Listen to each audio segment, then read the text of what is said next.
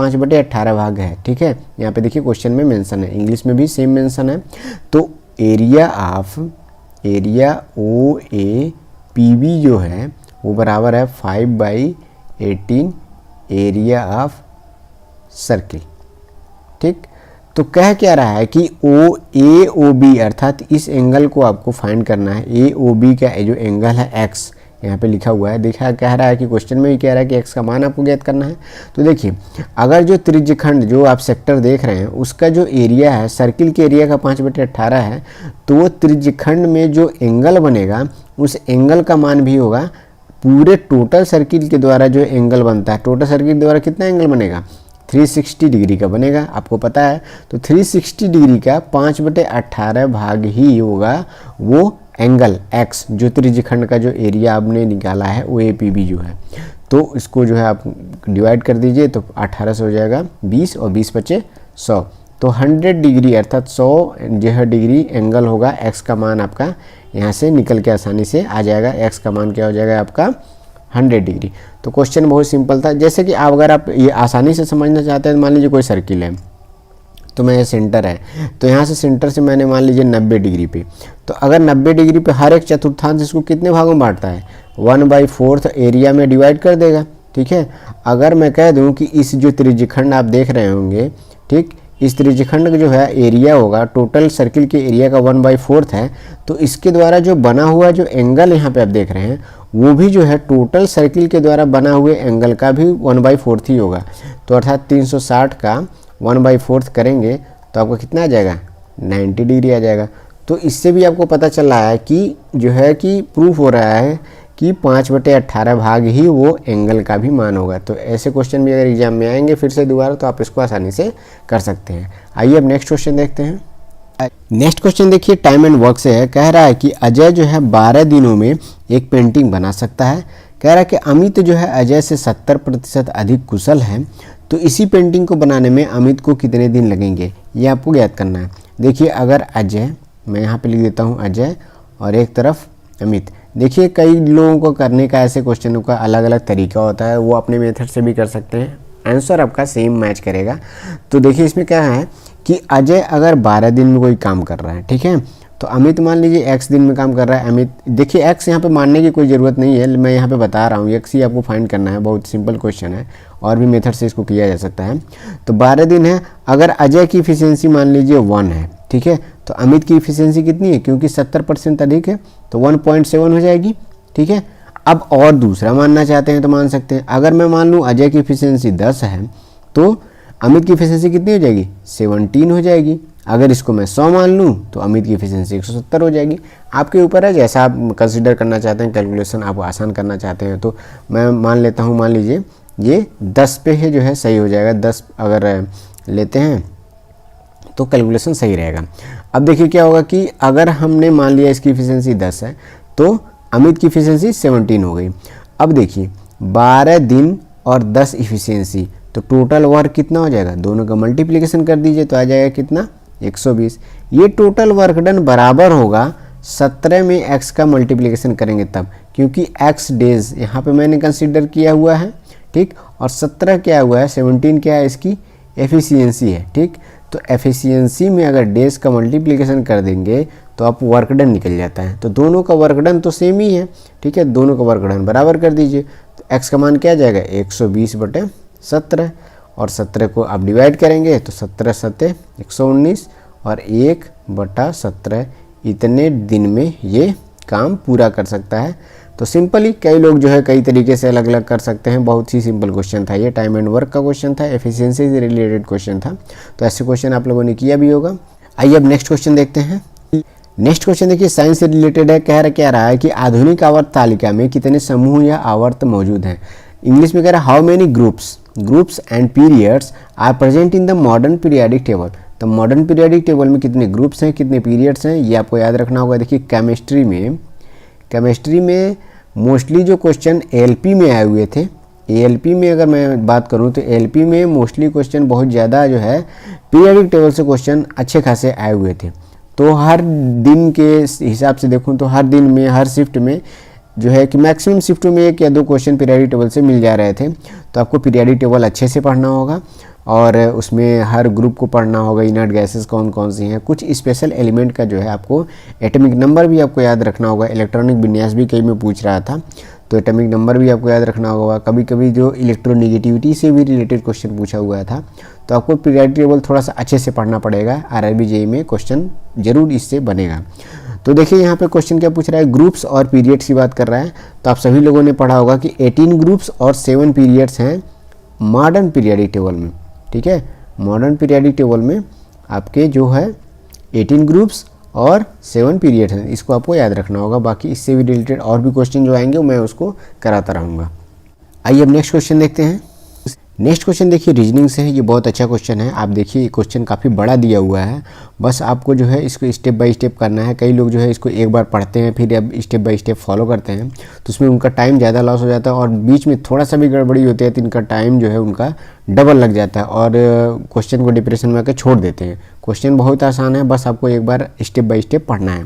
कह रहा है कि एक व्यक्ति जो है बिंदु ओ से यात्रा शुरू करता है। आपको बिंदु एक पॉइंट जो है वो यहाँ पे बनाना है। ठीक है, वो बिंदु से यात्रा शुरू करता है। कह रहा है कि बिंदु ए तक पहुंचने के लिए पूर्व की ओर 20 किलोमीटर जाता है। देखिए आपको पता होना चाहिए, एक मैप में ये ईस्ट होता है, ठीक है, ये नॉर्थ होता है, ये साउथ होता है, फिर ये वेस्ट होता है, ये तो आपको पता ही होना चाहिए। देखिए पूर्व की तरफ जा रहा है, ईस्ट की तरफ जा रहा है कितना, 20 किलोमीटर। तो मैंने यहाँ पे 20 लिख दिया, बस आपको पता होना चाहिए। कह रहा है बिंदु ए तक पहुँचने के लिए, तो ए तक जो है ये पहुँच जाता है, तो ये हो गया आपका ए पॉइंट। फिर कह रहा है कि फिर दाएं मुड़ जाता है और बिंदु बी तक पहुंचने के लिए वो 10 किलोमीटर की यात्रा करता है। अगर ए पॉइंट से हम दाएं मुड़ेंगे तो ये नीचे आएगा। ठीक है, और कितना दूरी जाना है इसको, 10 किलोमीटर। तो मैंने यहाँ पे 10 लिख दिया और ये पॉइंट बी तक पहुँच गया। फिर कह रहा है फिर वो दाएँ मुड़ जाता है। ठीक है, यहाँ पे देखिए लिखा हुआ है फिर वो दाएँ मुड़ जाता है और कह रहा है कि बिंदु सी तक पहुँचने के लिए 9 किलोमीटर की यात्रा करता है। अगर यहाँ से फिर से दाएँ मुड़ता है तो वो सी पॉइंट पे पहुंच जाता है और वो कितना दूरी तय करता है, 9 किलोमीटर। तो मैंने यहाँ पे 9 किलोमीटर लिख दिया। कह रहा है कि फिर दाएं मुड़ जाता है और बिंदु डी तक पहुंचने के लिए 5 किलोमीटर की यात्रा करता है। अब यहाँ बिंदु सी से भी फिर से दाएं मुड़ेगा, तो दाएं जाएगा, तो दाएं जाने के बाद एक डी बिंदु पे पहुँचता है, डी पॉइंट पे, और ये 5 किलोमीटर की यात्रा किया रहता है। यहाँ पे देखिए लिखा हुआ है 5 किलोमीटर। फिर कह रहा है कि फिर वो बाएं मुड़ जाता है और बिंदु ई तक पहुंचने के लिए 12 किलोमीटर की यात्रा करता है। अर्थात अब यहाँ से आपको बाएं मुड़ाना है, तो बाएं मुड़ाने के बाद उसको 12 किलोमीटर की यात्रा यहाँ पहुँचेगा, अर्थात ये हो जाएगा आपका 12। ठीक है, 12 किलोमीटर। ये पॉइंट क्या दिया हुआ है, ई दिया हुआ है। देखिए आपको ध्यान देना, मैं लाइंस क्यों इसके आगे तक पहुंचा दिया, क्योंकि देखिए पहले मैंने 9 किलोमीटर यहाँ चला दिया है। ठीक है, अब 12 मैं चलाऊँगा तो 12 और 9 कितना होता है, 21 होता है, और ये दूरी यहाँ से यहाँ 20 ही है। इसीलिए मैंने जो है डी से जब ई की तरफ मैं मूव किया हूँ तो थोड़ा सा पॉइंट को आगे बनाया हूँ। आपको ये थोड़ा सा माइंड में सेटअप करके चलना पड़ेगा कि आप थोड़ा सा पूरा डाटा कैसे आप आसानी से और इसको जल्दी जल्दी कैसे बनाएंगे और एग्जैक्ट की तरफ पहुँचे। ये ना हो कि थोड़ा पहले ही, अब इसमें अब ई पॉइंट को अगर पहले कर देंगे तो थोड़ा सा क्वेश्चन आपका गलत हो सकता है। तो इसलिए जो है आपको ये बातें ध्यान देनी होंगी। फिर उसके बाद से क्या कह रहा है यहाँ पे देखिए 12 किलोमीटर की यात्रा करता है, ई तक पहुँच गया। फिर कह रहा है कि फिर दाएं मुड़ जाता है और बिंदु एफ तक पहुँचने के लिए 6 किलोमीटर की यात्रा करता है। अब यहाँ से दाएं मुड़ेगा ई से, तो कितना दूरी तय करता है, 6 किलोमीटर। यहाँ पे मैंने 6 लिख दिया और पॉइंट एफ तक पहुँच जाता है। कह रहा है कि बिंदु ई और बिंदु सी के बीच की लघुत्तम दूरी ज्ञात करना है, अर्थात मिनिमम डिस्टेंस ज्ञात करना है बिंदु ई। अर्थात मैं यहाँ पे पॉइंट आपको इंडिकेट कर दे रहा हूँ, ई पॉइंट और सी पॉइंट यहाँ पे आप देख रहे होंगे। ठीक है, इनके बीच की न्यूनतम जो दूरी होगी वो होगा इसका विकर्ण। ठीक है, आप देखिए हाइपोटेन्यूज यहाँ पे होगा आपका सबसे मिनिमम दूरी। देखिए ये होगा परपेंडिकुलर हो जाएगा, तो 12 और 5 ये दोनों आप देख ही रहे हैं। तो 12 और 5 का अगर पाइथागोरस यहाँ पे लगाएंगे तो सिंपली 12 का स्क्वायर कर दीजिए प्लस 5 का स्क्वायर कर दीजिए, जो आंसर आएगा उसका आपको वर्गमूल लेना है। तो ये आप अंदर ऐड करेंगे तो 169 आएगा और इसका वर्गमूल लेंगे अर्थात स्क्वायर रूट, तो आपका कितना आ जाएगा 13। तो ई और सी के बीच की मिनिमम दूरी होगी 13 मीटर, कहें सेंटीमीटर, किलोमीटर में लिखा हुआ है तो किलोमीटर, 13 किलोमीटर इसका मिनिमम डिस्टेंस होगा। देखिए क्वेश्चन आसान था, बस आपको थोड़ा सा डिज़ाइन करना आना चाहिए। ये तो बस डायरेक्शन से रिलेटेड क्वेश्चन था, इसमें ज़्यादा कैलकुलेशन नहीं, बस आपको थोड़ा माइंड सेटअप चेक किया जा रहा है। ये रीजनिंग से रिलेटेड क्वेश्चन था और डायरेक्शन में मुझे लगता है ये बहुत थोड़ा सा कठिन लेवल का मान लूँ तो ये क्वेश्चन था डायरेक्शन में, बाकी इससे भी सिंपल क्वेश्चन ही आते हैं। आइए अब नेक्स्ट क्वेश्चन की तरफ चलते हैं। नेक्स्ट क्वेश्चन एप्टीट्यूड से है, ये भी आसान क्वेश्चन है। क्या कह रहा है कि 15, 30 और 45 मिनट के अंतराल पर क्रमशः 3 घंटियाँ बजती हैं, ठीक है। यदि वे सुबह 8 बजे एक साथ बजती हैं तो अगली बार वे एक साथ कब बजेंगी। तो ऐसे क्वेश्चनों में करना क्या होता है, आपको सिंपल एलसीएम लेने होते हैं जो मिनट्स दिए हुए हैं ऊपर आपके 15, 30 और 45। तो आपको 15, 30 और 45 का आप क्या करेंगे, एलसीएम ले लेंगे। एलसीएम में आप पहले 5 से काट दीजिए, 5 या 15, 5 6 30 और 5 9 45, ठीक है। फिर 3 से काट दीजिए, 3 दूना 6, 3 3 9, 5 3 15 दूना 30, 3 90, अर्थात आपका कितना आ गया 19, ठीक है। 90 आ गया है आपका एलसीएम। तो एलसीएम आ गया 90 और 90 को आप मिनट में लिखेंगे क्योंकि ये मिनट में ही सभी चीज़ों को यहाँ पे मेंशन किया हुआ है। तो अगर अभी जो सुई है सुबह 8 बजे जो है बेल बजता है, घंटी बजती है, तो अब 90 मिनट अर्थात 90 मिनट बाद ये तीनों घंटियाँ जो है एक साथ बजेंगी। तो 90 मिनट अर्थात क्या होता है 1.5 आवर्स अर्थात 1.5 घंटे बाद। तो 1.5 घंटे बाद कितना टाइम हो जाएगा 9:30 अर्थात 9:30 बज जाएगा। तो ऑप्शन सेकंड इसका सही जवाब है। नेक्स्ट क्वेश्चन देखते हैं।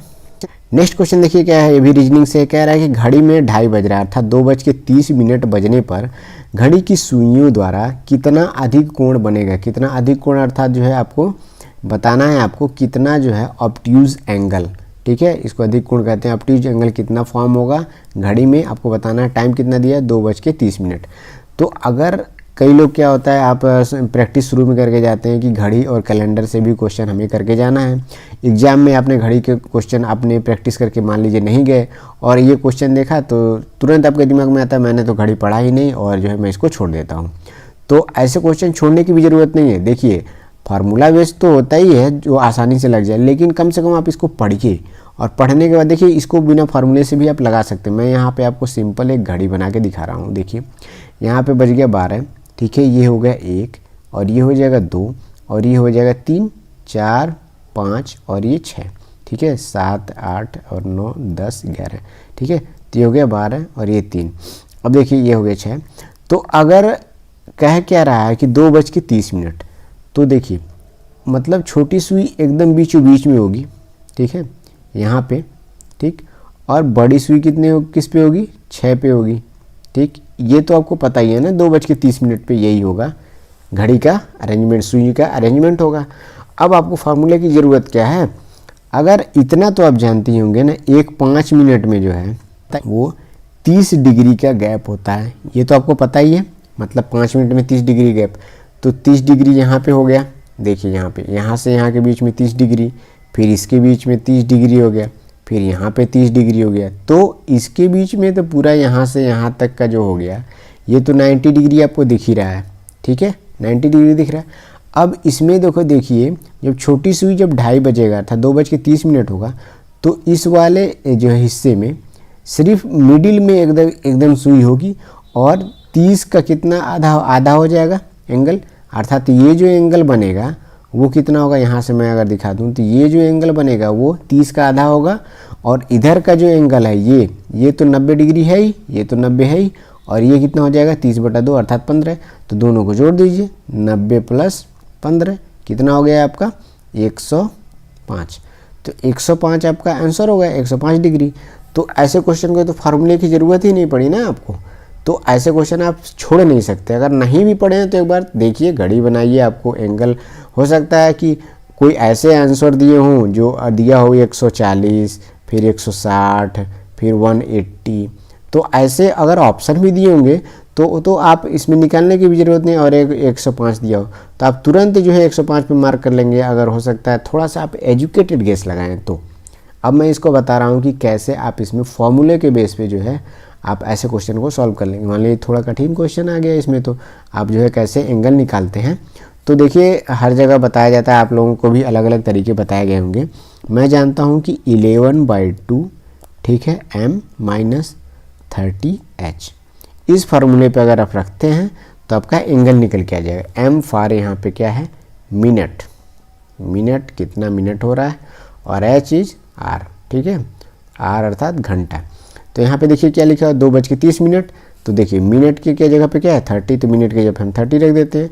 तो 11/2 इंटू 30 माइनस 30 इंटू ये कितना हो गया, आर के रखे पे, तो आर के जगह पे आप क्या रखेंगे 2 रख देंगे, क्योंकि 2 बज रहा है। तो आप निकाल लीजिए, 2 से आप काट देंगे 15 बार में ये कट जाएगा, 15 कम 15 और 15 एक कम 15 एक 16, 165 हो गया। और 165 में 30 दूना 60 आप घटा देंगे तो कितना आ जाएगा आपका 105 डिग्री। तो पहले भी हम लोगों ने 105 डिग्री निकाला था और अभी भी 105 डिग्री निकाला था। तो जिन लोगों को फार्मूला नहीं पता है फार्मूला रख लीजिए, लेकिन अगर आपको फार्मूला भूल भी जाता है तो आप क्वेश्चन एक बार जरूर एग्जाम में सॉल्व करिए, क्वेश्चन सिंपल ही आते हैं घड़ी से। आइए हम नेक्स्ट क्वेश्चन देखते हैं। नेक्स्ट क्वेश्चन क्या है, पाइप एंड सिस्टम से कह रहा है कि पाइप ए, बी और सी किसी खाली टैंक से जुड़े हुए हैं, ठीक है। कह रहा है कि पहले 2 पाइप क्रमशः 4 और 10 घंटे में, ठीक है, 4 और 10 घंटे में टंकी को पूरा भर देते हैं। तीसरी जो पाइप है पूरी भरी हुई अगर टंकी है उसको 6 घंटे में खाली कर देता है। कह रहा है कि यदि तीनों पाइपों को एक साथ खोल दिया जाए, जब टंकी आधी भरी हो, देखिए पॉइंट पे आप ध्यान दीजिएगा, जब टंकी आधी भरी हो तो टंकी को पूरा भरने में कितने घंटे लगेंगे ये आपको ज्ञात करना है। तो देखिए पाइप कौन कौन सी हैं, ए, बी और सी, ठीक। ए और बी जो है दोनों भरने वाले पाइप हैं, सी जो है खाली करने वाला पाइप है। तो ए जो है किसी खाली टैंक को भरने में कितना टाइम लगाता है 4 घंटे, बी कितना 10, और सी उसको खाली करना चाहे तो 6 घंटे में खाली कर सकता है। तो अब यहाँ से हमको एफिशिएंसी निकालनी होगी। तो सबसे पहले हम क्या करेंगे कि 4, 10 और 6 का जो है हमें क्या करना होगा, आपको एलसीएम निकालेंगे, जो एलसीएम आपको जो है उस टंकी की कैपेसिटी बताएगा। तो 4, 10 और 6 का जो एलसीएम होगा वो 60 होगा। ये 60 यूनिट कह लें, 60 लीटर कह लें, जैसा भी आप कहना चाहते हैं, ये होगा उस टंकी की कैपेसिटी, जो है इतना यूनिट या लीटर जो है उस टंकी की कैपेसिटी है। अब देखिए एफिशिएंसी निकालेंगे एक एक टैंक का, तो 60 में जो है 4 का आप डिवाइड करेंगे तो कितना आ जाएगा 15, अर्थात 15 जो है यूनिट या लीटर, 15 लीटर जो है 1 घंटे में भरेगा, तो 4 घंटे में जो है पूरी टंकी ये भर सकता है। देखिए पर आवर की ये जो है इसकी कैपेसिटी कह सकते हैं, एफिशिएंसी निकल गई। फिर 10 में जो 60 में जो है 10 का डिवीजन करेंगे तो आपका 6 आ जाएगा, 6 यूनिट पर आवर, ठीक है। फिर 6 जो है 10 का 60 में डिवीजन करेंगे 6 का तो आपका आ जाएगा 10 यूनिट पर आवर। अब देखिए तीनों पाइप का जो है अलग अलग एफिशिएंसी आ गई, 15, 6 और 10। कह रहा है कि तीनों को एक साथ खोल दिया जाए। सबसे पहले आपको ध्यान देना होगा कि टंकी पहले से आधी भरी हुई है। अगर 60 यूनिट की टंकी है तो टंकी आधी भरी होगी तो कितना खाली होगा 30 यूनिट, ठीक है। 30 यूनिट अगर खाली है, और भरना कैसे है देखिए 15, 6 और 10 ये तीनों एक साथ जब चलेंगे तो 15 और 6 को जोड़ देंगे तो 21 यूनिट अगर भर रहा है, लेकिन उसी 1 घंटे में तो 10 यूनिट खाली हो जाएगा, तो 10 इसमें से घटा देंगे, बचा कितना 11 यूनिट, अर्थात 11 यूनिट या लीटर टंकी जो है हर 1 घंटे में भरेगी अगर तीनों एक साथ ऑन होंगे तब। तो अगर 1 घंटे में 11 यूनिट भरी जा रही है तो 30 यूनिट को अगर भरना हो तो 30/11 आवर्स लगेंगे टोटल जो है उस आधी टैंक को भरने में। तो इसलिए पहला ऑप्शन इसका सही जवाब था। क्वेश्चन बहुत अच्छा क्वेश्चन था, ये पाइप एंड सिस्टम्स था। देखिए ऐसे ही क्वेश्चन जो है आपको CBT 1 में आएंगे। नेक्स्ट क्वेश्चन अब देखते हैं। नेक्स्ट क्वेश्चन देखिए ये एज से रिलेटेड है। क्या कह रहा है कि 15 साल पहले श्याम जो है प्रभात की तुलना में दोगुनी आयु का था। अब से 5 साल बाद जो है प्रभात की उम्र श्याम की उम्र की 5/8 हो जाएगी, ठीक है। तो श्याम की वर्तमान उम्र आपको ज्ञात करनी है। तो मान लीजिए हमने श्याम को मान लिया S, ठीक है, और प्रभात को मान लिया P से, जैसे जो है आपको जो है इक्वेशन बनाने में आसानी हो। कह रहे हैं कि 15 साल पहले, तो 15 साल पहले क्या करेंगे आप इसमें 15 घटा देंगे और प्रभात में भी आप 15 घटा देंगे, तो 15 घट गया। अब कह रहा है कि 15 साल पहले जो श्याम की जो उम्र थी प्रभात की तुलना में दोगुनी थी। तो अगर श्याम जो है दोगुना है तो हमें क्या करना होगा, प्रभात में हमको 2 का मल्टीप्लिकेशन करके इक्वेशन को बराबर करना होगा। ऐसे क्वेश्चन जो है आप प्रैक्टिस करते टाइम जो है इसको सॉल्व किए होंगे। तो S माइनस 15 हो जाएगा, इजिकल टू इसको सॉल्व करेंगे 2P माइनस 30 हो जाएगा।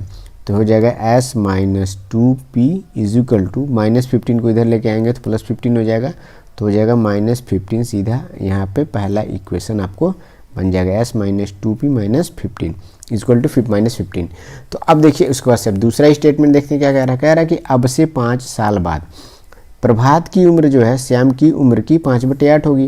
तो अब से 5 साल बाद ज्ञात करना होगा, तो s में हम क्या करेंगे 5 जोड़ देंगे और प्रभात में भी 5 जोड़ देंगे। ठीक है, 5 हमने जोड़ दिया। अब कह रहा है कि 5 साल बाद जो है प्रभात की जो उम्र है वो श्याम के 5/8 है। अगर श्याम के 5/8 है तो हम श्याम में क्या करेंगे 5/8 से मल्टीप्लिकेशन कर देंगे और ये प्रभात की उम्र के आपके बराबर हो जाएगी। अब यहाँ से क्या करेंगे हम इसको भी सॉल्व कर लेंगे। तो 5 का s में मल्टीप्लिकेशन करेंगे तो 5s हो जाएगा माइनस प्लस 25 और जो 8 है 8 का मल्टीप्लिकेशन इधर कर देंगे तो कितना हो जाएगा 8p प्लस 40।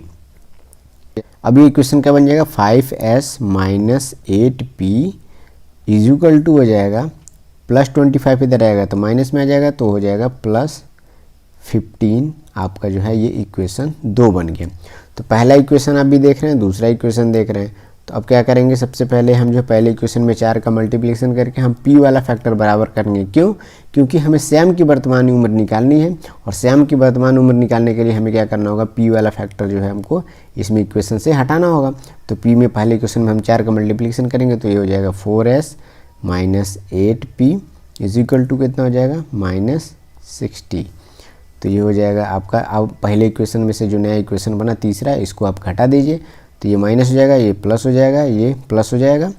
तो ये कितना हो जाएगा 8 से 8 कट जाएगा, 5 में से 4 गया s बचेगा आपका और ये हो जाएगा 60 और 15 जोड़ देंगे तो 75 हो जाएगा। और श्याम की जो उम्र निकल के आ जाएगी आपकी। ऐसे ही तो आपने कंसिडर किया है वर्तमान उम्र, तो श्याम की वर्तमान उम्र कितनी होगी 75 साल। तो दूसरा इसका सही जवाब है। देखिए क्वेश्चन अच्छे क्वेश्चन आएंगे, कई जो क्वेश्चन बहुत सिंपल होते हैं, कई क्वेश्चन थोड़ा टाइम लगता है उसको कैलकुलेशन में। बाकी हर क्वेश्चन के लिए ट्रिक होता है, लेकिन ट्रिक से ज़्यादा आपको ध्यान देना होगा। बेसिक आपका कॉन्सेप्ट सही होना चाहिए। हो सकता है एग्जाम में अगर आप ट्रिक भूल भी जाए तो आपको कॉन्सेप्ट पता हो तो 2-4 सेकंड 10 सेकंड अगर अधिक टाइम ही लग गया तो क्या, लेकिन आपका क्वेश्चन हो ज़रूर जाए। ठीक है, क्वेश्चन छूटना नहीं चाहिए। तो दोस्तों इस वीडियो में बस इतना ही। नेक्स्ट वीडियो में हम और भी अच्छे क्वेश्चन लेकर के आएंगे। आपको वीडियो कैसा लग रहा है कमेंट सेक्शन में बताइए और इस वीडियो को अधिक से अधिक शेयर करिए, चैनल को सब्सक्राइब करिए। थैंक यू दोस्तों, बेस्ट ऑफ लक।